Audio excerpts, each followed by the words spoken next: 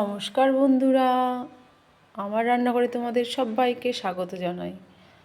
আমি আজকে দেখো একটা নতুন রেসিপি নিয়ে চলে এসেছি। দেখো আমি বানাবো পোস্ত পনির, পোস্ত বাটার পনির। তো পোস্ত আমি পনিরগুলো কেটে নিয়েছি ছোট ছোট করে।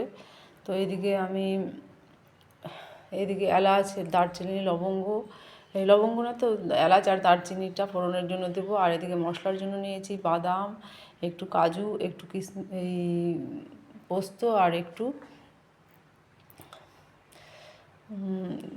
তিল আর দুটো কাঁচা লঙ্কা নিয়েছি। আমি মিক্সির মধ্যে এগুলোকে একটু বেটে নেব।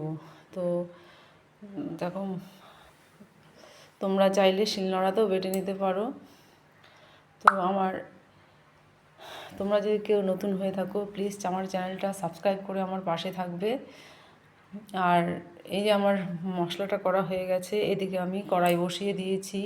কড়াইটা গরমও হয়ে গেছে, ওর মধ্যে আমি কিছুটা পরিমাণ বাটার দিয়ে দিচ্ছি। তো এবার পনিরগুলোকে আমি হালকা করে একটু ভেজে নেব। আর এদিকে গরম জল বসিয়ে দিয়েছি একটা বাটিতে।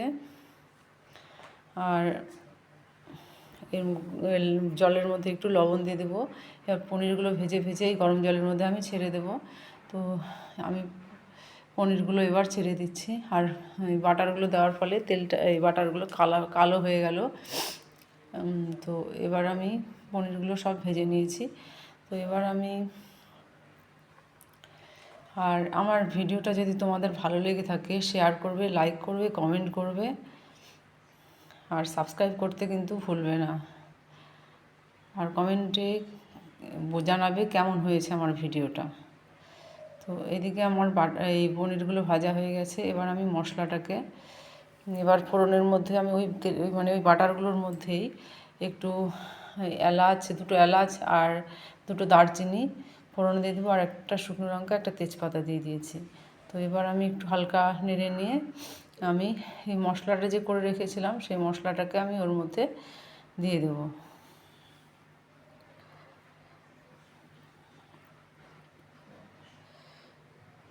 আর এইভাবে তোমরা বাড়িতে বানিয়ে দেখবে। আর এই যে দুধটা অবশ্যই দেবে। দুধটা বাটার পনিরে দুধ না দিলে ফ্লেভারটা আসবে না। আর এদিকে মশলাটা দিয়ে দিয়েছি। আর দুধটাকে কেউ দেবেই, অবশ্যই দেবে। দুধটা না দিলে ফ্লেভারটা অন্যরকম হবে। এই দেখো, দুধটা আমি দিয়ে দিয়েছি, কিছুটা পরিমাণ দুধ। তোমাদের কাছে দুধ না থাকলে পাউডার দুধ থাকলে গুলে নিয়ে ওটা দিতে পারো। আর একটু নেড়ে নিয়ে, বেশি ভাজবো না, পোস্তগুলো বেশি ভাজলে ভালো লাগবে না।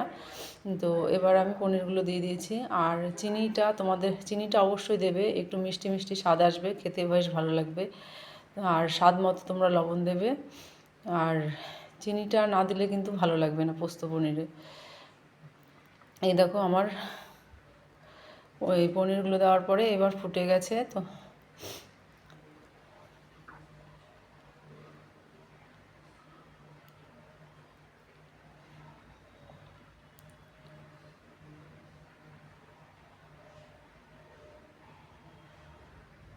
সবাই ভালো থেকো, সুস্থ থেকো। যাচ্ছি, টাটা। আবার আসবো পরের ভিডিও নিয়ে।